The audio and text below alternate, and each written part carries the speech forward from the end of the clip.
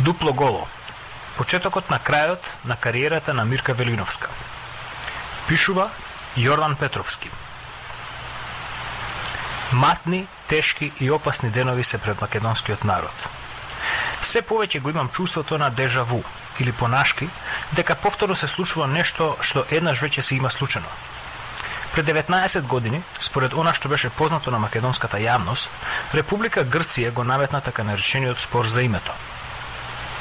Тогаш власта на Република Македонија, сочинета од преименуваниот Сојуз на комунисти, првен излезе со став дека промена на името на нашата држава е недозволив факт. Отворен цитат. Никој нема право да ја одредува на една држава како таа ќе се вика. Нашиот конечен одговор е не. Остануваме Република Македонија. Затворен цитат. Киро Глигоров, 9 мај 1992 година. Отворен цитат. Од името Македонија не можеме и не смееме да се откажеме. Тоа би било чин на национално предавство и кон нашите предци и кон нашите внуци. Во истиот момент кога тоа би го сториле, кога би се согласиле дека ние не сме македонци, ќе се постави прашањето: а што сме ние тогаш? Не треба да се сомневаме дека тогаш од нашите комшии и од север ќе ни биде понудена братска помош за да се само признаеме. Затворен цитат. Бранко Црвенковски, 29 јуни 1992 година. Отворен цитат. Не се откажуваме од името Македонија. За тоа не постои ниту уставна основа, ниту политичко или морално право. Последиците на таквата одлука би биле закана за идентитетот на македонскиот народ, за стабилноста на државата и нејзиниот опстанок во реалното окружување. Затворен цитат. Киро Глигоров, 10 декември 1992 година. За жал, ваквите ставови беа за краткотрајна примена. Целта на овие јавни патриотски изјаснувања против прифаќање на промена на името сега веќе е очигледно дека била Глигоров и неговата дружина да се здобијат со довербата на македонскиот народ, дека оваа гарнитура ги има најчесните намери за нашата татковина.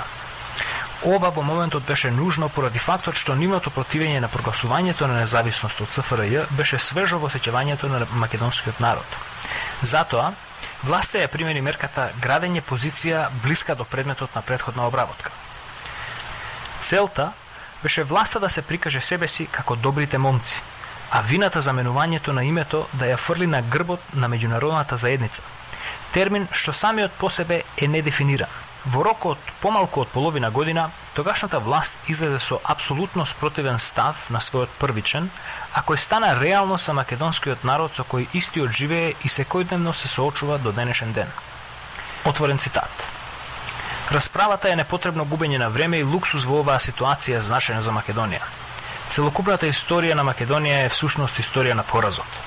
Да не направиме ништо друго освен на луѓето кои досега биле ангажирани да им се даде доверба и натаму да ја водат надворешната политика. Затворен цитат. Бранко Црвенковски, 31 март 1993 година. Отворен цитат. Ова е привремено. Се на се 2 месеца, докога треба да се решат некои отворени прашања во односите со Грција. Тоа обраќање ќе биде употребувано, но тоа не представува име и нема никакви други последици, освен да констатира историски факт дека Македонија порано била член на СФРЈ. Со влегувањето во членство на Обединетите нации, си ја превземаме веќе дефинираната судбина во наши раце. Ова спокојство што вечерва го чувствувам пред тој историски чин, наскоро да бидеме примени во ООН, вечерва би бил среќен ако успеав да го пренесам до вас, да го споделам со вас и во вашите домови. Затворен цитат. Киро Глигоров, 31 март 1993 година. Отворен цитат. Овој чин не значи откажување од името Република Македонија, туку само создава услови борбата за неговото меѓународно признавање се продолжи во својство на рамноправен член на меѓународната заедница. Затоа, приемот во Обединетите нации е значаен за државноста на Република Македонија и за зачувување на националната самобитност. Затворен цитат. Соопштение на СДСМ од 1 април 1993 година. Отворен цитат. Прифаќањето на референцата поранешна Југословенска Република Македонија, која беше завиткано во обвивката на приемот на нашата татковина во Обединетите нации, да подсетам, беше проследено со еден од најголемите митинзи одржани на плошадот Македонија во Скопје. Манипулативната моќ на македонските власти и нивните медиуми не е за подценување. Кога ќе се прочита следново, првин објавено во магазинот Форум, тогаш сосема е логично да се пројави сомнеж во врска со тоа кој всушност го наметнал така наречениот спор за името помеѓу Република Македонија и Република Грција. Отворен цитат. Но многу информации говорат дека Глигоров во тоа време бил актер во дипломатската игра да се попушти во битката за името со Грција, а не да бара прием во под уставното име. Ако се сеќавате, Васил Тупурковски беше тогаш испратен од страна на председателот како негов специјален представник во САД да работи на етаблирањето на Македонија. Но се разоткриваат причините за тоа. Новинарот пишува дека се до неодамна САД и најголемиот број на влади на Европската заедница ја прифатија Република Македонија не само како нова независна држава, туку исто така и со своето избрано име. Но она што се променило, според европските дипломати и официјалните лица на американската администрација, била перцепцијата дека председателот Глигоров бил спремен да направи некаков компромис по прашањето на името. Оваа перцепција била очигледно создадена од забелешките што пролетта истата година македонските лидери им ги кажале на европски официјални лица, како и од страна на американски лобисти. Имаше индикации дека ќе има флексибилност, рекол висок член на Стейт Департментот. Идејата за флексибилноста на Скопје била расширена минатиот месец од страна на Роберт Макфарлейн, поранешен советник за национална безбедност на САД, кој бил ангажиран пред неколку месеци како лобист од страна на македонците. По посетата на Глигоров на Вашингтон во средината на мај, Макфарлейн рекол дека ќе има договор, односно Глигоров гледа потреба од таков дил. Макфарлейн бил платен за својата работа од Џон Битов. Завршен цитат. Доколку се земат представовите на Глигоров во однос на независноста на Македонија од 2 години порано, отворен цитат. Македонија е заинтересирана за тоа да се зачува југословенската заедница. Затворен цитат. 6 март 1991 година, Љубљана. Киро Глигоров. Отворен цитат. Ние друг избори немаме. Непрекинато да разговараме се додека не дојдеме до решение. Тоа ќе го заклучиме и заеднички. Едни ќе речат дека можат да живеат во оваа земја, други ќе речат дека ќе можат да живеат под овие услови. И сите ќе констатираме дека можеме да живееме. Има можности за зачувување на Југославија и има услови за тоа. Ако ка станува збор за Македонија, животно сме заинтересирани да се зачува југословенската заедница и сакаме во тоа конструктивно да учествуваме и да соработуваме. Кога ќе помине ова време, ќе се увериме дека не само што мораме, туку и умееме да живееме заедно и заедно го живееме заедно. Југославија и само Југославија и ништо друго освен Југославија. Затворен цитат.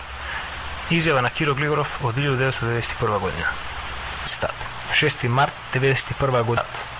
Цврстата определеност на Републиката да се истрае курсот на реформата и за преобразба на Југославија во заедница на рамноправни суверени републики. Југославија како заедница ќе може поуспешно да се интегрира во европските интеграции отколку републиките одделно. Затворен цитат. 23 мај 1991 година, Киро Глигоров на средба со делегација на германскиот Бундестаг. Тогаш не е тешко да се предпостави дека целта на подпусливоста на македонската страна, која е опишана во цитатот од Форум, текст пишуван врз основа на писанија од Нью Йорк Таймс, е Глигоров да ја задржи Република Македонија поблизу до Југославија. Од самото појавување во предвечерието на плурализмот и можниот и посакува на раскин со комунистичкото минато на Киро Глигоров на македонската политичка сцена, Мирка Вериновска стана еден од најголемите поддржувачи на Киро Глигоров и неговата политика.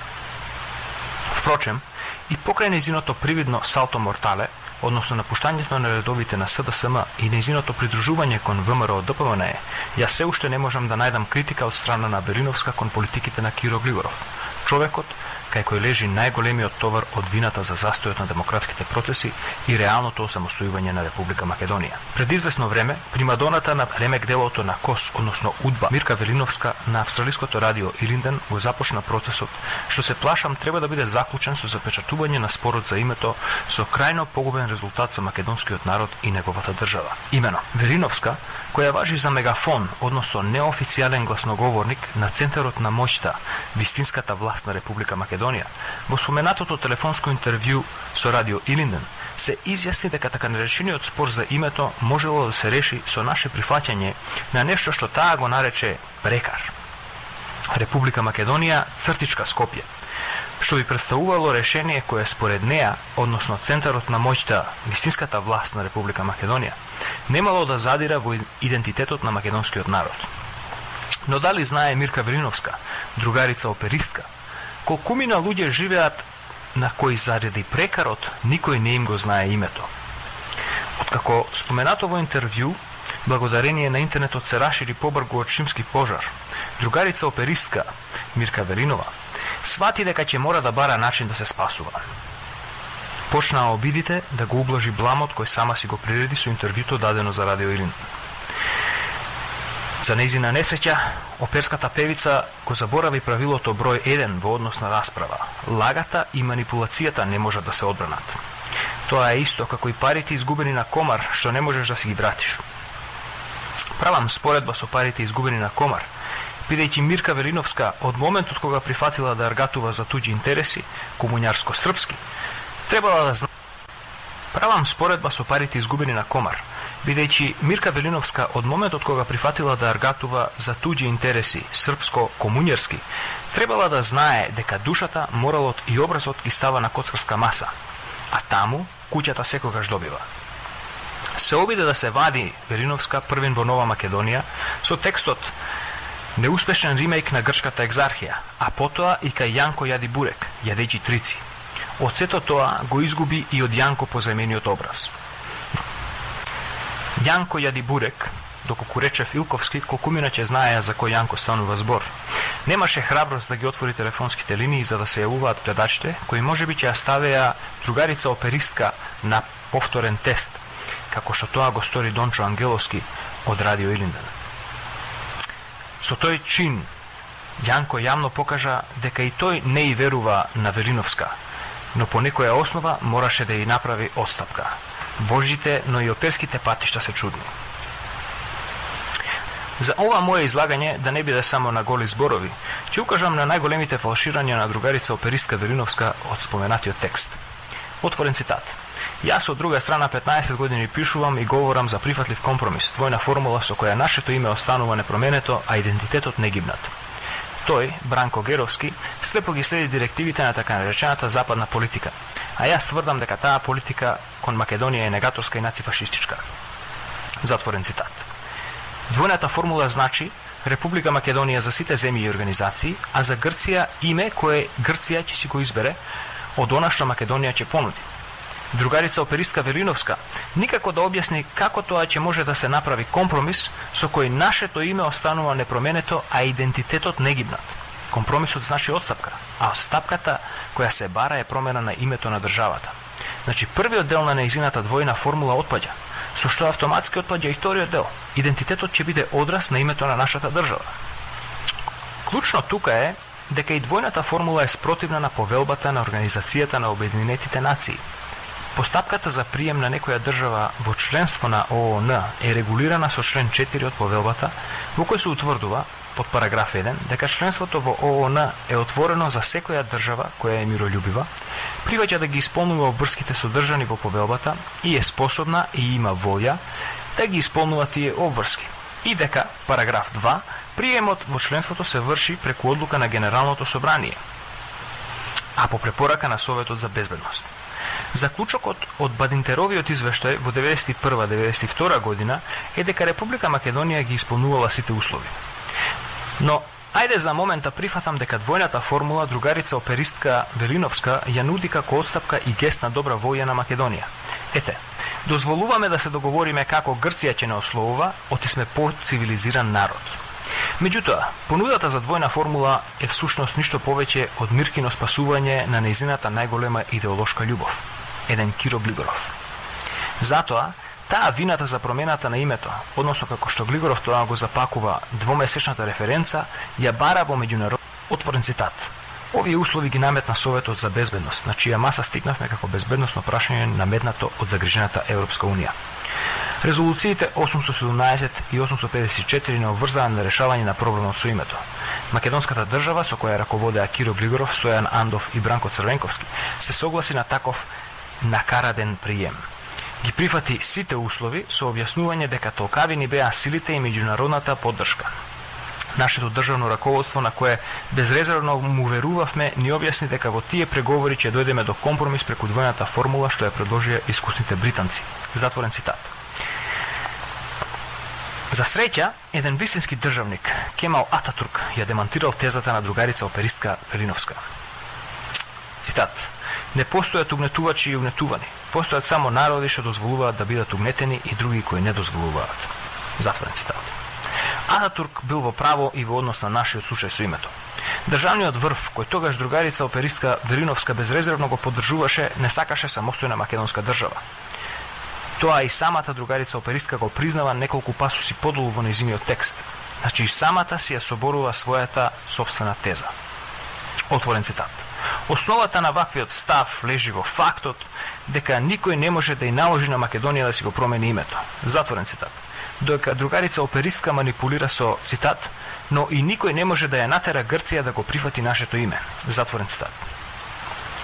Како што напишав погоре, Грција ја крши повелбата на Обединетите нации, член 4. Всушност, тука е сршта на моето чувство на дежаву. Предходно ја демонстрирав промената на ставовите на власта во 1992-1993 година, односно примената на мерката градење на позиција блиска до предметот на претходна обработка. Истото се случува и денес. Повторно, другарица оперистка труби дека меѓународната е злосторникот, а власта прави се за да го спаси народот. Тогаш наводно беше во прашање безбедноста. Сега демек станувало збор за националното достоинство. Единствената разлика е тоа што денешните држачи на улогите на власт мораа подолго да си ја градат позицијата блиска до предметот на претходна обработка. Оти предметот, односно народот, веќе еднаш беше изгорен од ваквата балкана игра, па затоа овој пат удба мораше да биде повеќе предпазлива. Повторно има паралели. Прво, другарица оперистка повторно е мегафонот на власта, ветерот на промени. И второ, додека во 1993 година изворот на нужноста на прифаќање на промената на името беше влез во Обединетите нации, денес изговорот се евентуален влез во Европската заедница и НАТО, односно сега, како и тогаш, станува збор за прием во организација на држави.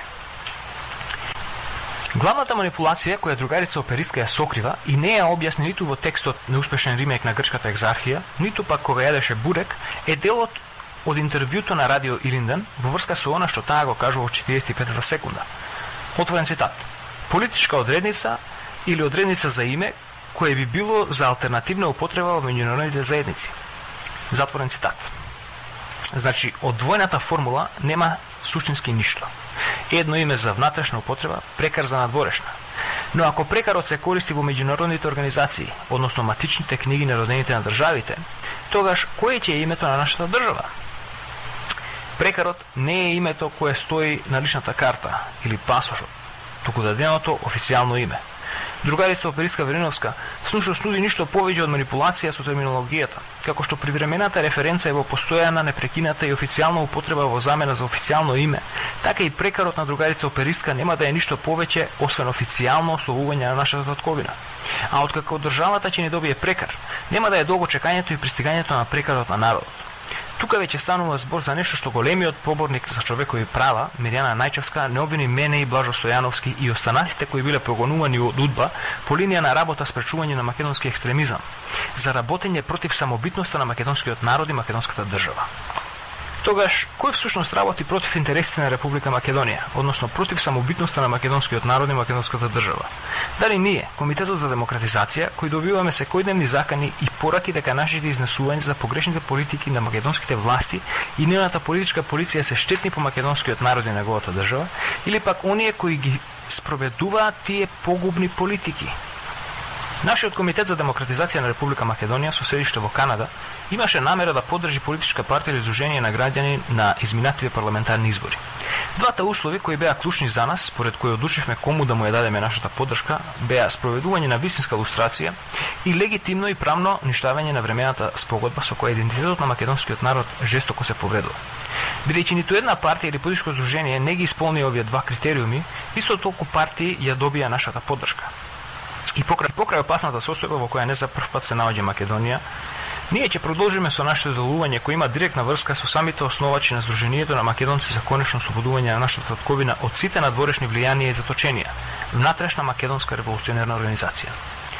И покрај промената на името, која според нас е наиминовна гледајќи изборната понуда, Комитетот за демократизација ги поседува легитимните и правни средства и механизми кои ќе бидат употребени за преврат на ваквите антимакедонски политики.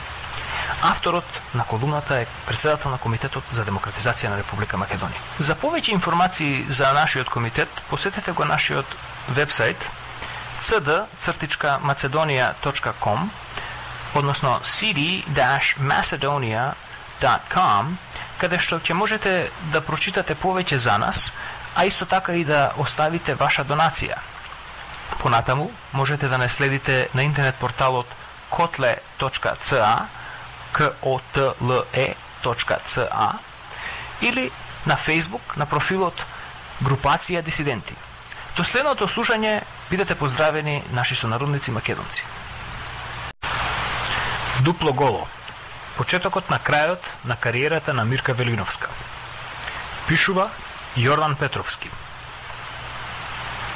Матни, тешки и опасни денови се пред македонскиот народ.